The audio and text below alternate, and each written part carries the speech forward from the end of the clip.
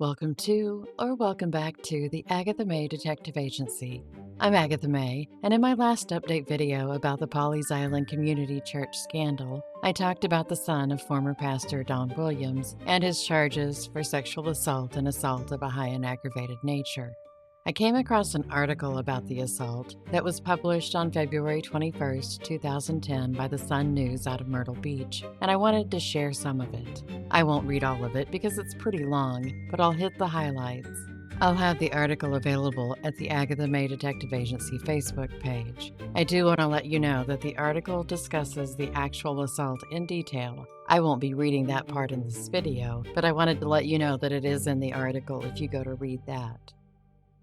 On January 28th, James Williams walked into a Georgetown County courtroom and pleaded guilty to sexually assaulting a 16-year-old girl who had considered him a friend. The next day, he was back on the basketball court with his Waccamaw High School teammates. The now 17-year-old victim didn't attend the game. She was at her father's house because she didn't feel comfortable going somewhere she'd run into the schoolmate who admitted in court he'd committed an assault of a sexual nature on her. Her struggle to heal and find justice clashes with the school's struggle to balance the needs, rights, and privacy of student victims and perpetrators of off-campus crime, a conflict that has been brewing since the March 3rd, 2009 assault. "If I had known what would have happened, I wouldn't have even told," said the victim, who is not identified because the Sun News does not name sexual assault victims. You're walking into a school building where you are not supported on something so important. People are thinking it's either a lie or that it wasn't really that bad. Her mother has asked school officials to remove Williams from the high school. The school already has gone out of its way to take numerous appropriate and effective steps to minimize the impact Williams' presence would have on the victim, said Randy Dozier, superintendent of Georgetown County School District. Punishment isn't the primary goal with students, school officials said. Providing them with skills they'll need to avoid making the same mistakes or more egregious ones later must also be considered. "Kids make mistakes, sometimes major mistakes," Dozier said. "It's easier for us to educate them than incarcerate them. When you run into something like this, we sometimes get caught up in the middle. I have concern for both of them because they are still kids." Williams was 17 at the time of the assault, legally an adult in South Carolina. He was indicted on a felony charge of criminal sexual conduct of the third degree. He pleaded guilty to a misdemeanor assault and battery of a high and aggravated nature with a finding of a sexually violent offense. Either charge could have earned him a maximum 10-year prison term.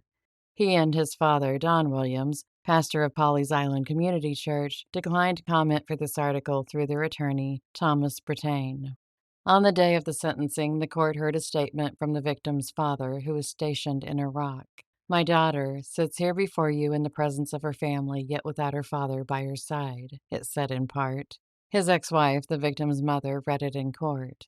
"Please send a message to James Williams that sexual assault is a crime and exact the punishment that he legally deserves."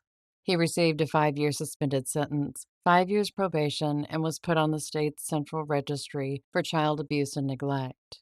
The designation means he can't work with young girls, but could go to school with them with certain restrictions. He was ordered to have no direct or indirect contact with the victim. And then the article goes on to discuss that sexual assault is one of the most underreported crimes in the country. And then it gets into the details of the actual assault. We'll skip all that and move to what the victim told investigators happened after the assault. She told investigators he sent a text message an hour later saying, "I know you hate me right now, but can we keep what happened on the DL?" "Why, to keep your precious reputation?" she said she responded. "Yeah," he said. A few hours later, she sent him a message saying, "God, you effing ruined me." "Don't use that language with God's name," he responded. "God will see that as worse than what I did to you." On June 10th, the Georgetown County grand jury indicted Williams for criminal sexual conduct of the third degree. He returned to Waccamaw High School in the fall. "They all sat down with us in this office for 3 hours and walked around the school to come up with a compromise," said school principal David Hamill. "I have 2 daughters. Don't think I wasn't worried about that young lady." A court document signed on September 3rd shows Williams agreed to a list of restrictions that required him to, and then I won't list all of the restrictions.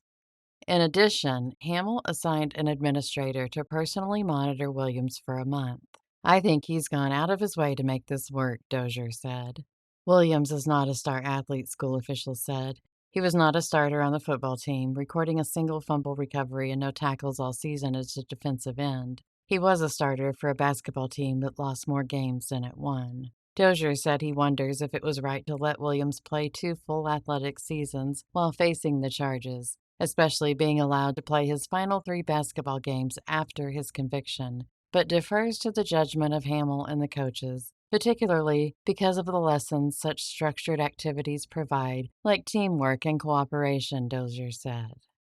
Since the attack, the victim has quit her job at a shop that Williams frequents. During the summer, friends sent text messages to let her know not to come to the beach if Williams or his family would be there. She was depressed and her grades dropped, her mother said. She failed out of honors courses. School documents show her grades initially went up after the assault, but went down this school year, somewhat lower than they had been before. The victim and her mother attribute the drop to stress. School officials said her grades haven't shown much change. The victim has found it hard to sleep, sometimes having nightmares about what happened, her mother said. We'd be driving her to school and she'd say, keep going, I can't go in," because she didn't want to see James, even if she just saw his truck, her mother said. School attendance records show she missed several days last year and this year. Her mother said the stress from the assault's fallout also caused and exacerbated problems at home. She and the victim's stepfather constantly argued about how best to handle the case and other issues, which caused additional stress, she said. They are in the process of divorcing. The struggle to balance the rights of a victim with the educational needs of a youthful offender isn't unique to Waccamaw High School, but is hard to quantify. The South Carolina Board of Education office doesn't keep track of how many serious crimes are committed off campus by active students or how they are handled. There were 10 recorded rapes on campus or on school property in South Carolina schools last year, said Jim Foster, a spokesman for Superintendent of Education Jim Rex. While there are state-level recommendations, local officials are in the best position to handle such cases, he said. South Carolina law allows schools to punish students for off-campus behavior. Some judges order a student facing a serious crime back to school, said Andrea White, an attorney for the Georgetown County School Board. There is no Georgetown School District policy banning students charged or convicted of serious crimes from participating in sports or other activities. It is left up to the discretion of school officials. According to Waccamaw High's website, athletes that are arrested or convicted of a crime at school or outside of a school will not be allowed to continue their seasons. The sexual assault did not occur during football or basketball season. It happened 6 months before the most recent football season, officials said. Jerome Singleton of the South Carolina High School League said, "A student in good standing with the school is in good standing with the league, and that there is nothing in the organization's constitution that makes recommendations about how to handle such cases. While the law does allow a student who has committed a crime to be expelled, any such student has the right to an evidentiary hearing before any expulsion, during which hearing the principal of the school must be prepared to produce evidence that if the student returns to school, it will disrupt the learning environment and or create a dangerous situation," said a statement issued by the school district. Williams has had no disciplinary problems the past 2 years, was a solid student and a model student-athlete, arriving early for practice, staying late, and working hard for his coaches, they said. The district believes that it acted appropriately in this matter and that the measures it took protected the rights of everyone involved, the statement said. "I'm not a judge, I'm an advocate for kids," Hamill said. "Athletics helped him as much as he helped athletics. Is this about punishment or is this about rehabilitation? When the crime occurs off campus, it blurs the line about my control." In her statement to the judge during the January sentencing, the victim's mother said her daughter has had to endure a year of seeing James around town and in school as if he had done nothing wrong. She has lived in fear that he could be around any corner. She hasn't been able to live as a normal student in high school due to his parents insisting he attend the very same school. She contacted school officials asking to have Williams removed from school earlier this month. White, the attorney for the school district, notified the mother that she could not address the board during the public comments portion of a school board meeting, but must ask the board chairman to be placed on a board agenda. The board will then consider your request to be heard and respond in writing whether you will be included on an agenda. The victim's mother said she is taking the steps to address the board.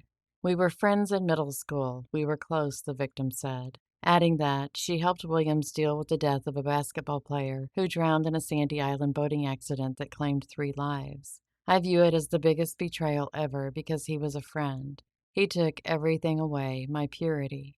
He made me distrust people, made me put my guard up." I don't know about you, but I think the responses by both Randy Dozier and David Hamill are just absolutely abhorrent. Randy Dozier was once superintendent at Andrews High School that is also in Georgetown County. In 2001, a 17-year-old student was arrested there. It wasn't for an assault, but rather for bringing a firearm to school. Not into the school, but he had it in the glove compartment of his vehicle. And what did Randy recommend with that student who didn't sexually assault anyone and wasn't charged with assault of a high and aggravated nature? He was recommended for expulsion. And I agree that he should have been expelled, but I think James Williams should have been expelled as well. And David Hamill went on to hold a position that has a title that doesn't really sound like he'd be a good fit. He is the Executive Director for Accountability and Assessment at the Georgetown County School District. Well, isn't that something? And he is still friends with James Williams on Facebook. So why wasn't James expelled?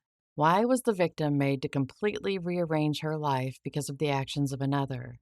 The leaders at the school can try to excuse it, but there is no excuse. A 16-year-old girl who had already endured the trauma of a sexual assault was forced to carry an additional burden when the person who admitted to harming her was allowed to return to the same school the day after pleading guilty to the assault.